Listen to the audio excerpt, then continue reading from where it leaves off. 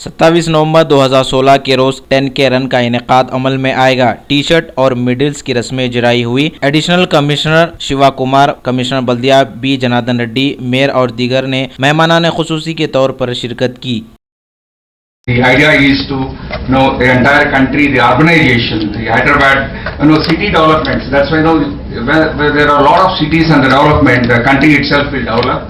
That kind of a trend is going on, and 10K run is as a great objective, as a great perspective, and we'll support you in every aspect when we are with you.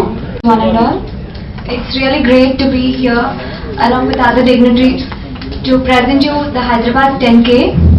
All the details and the venue has already been given. So I request and encourage all the people of Hyderabad to come, register and participate in the event, which is on 27 November, that is on Sunday. So run for Hyderabad, run for your health, and yeah, do not forget to collect your t-shirts, that is at the expo, that is on Saturday. And thank you so much for making me a part of this event. Thanks for the team.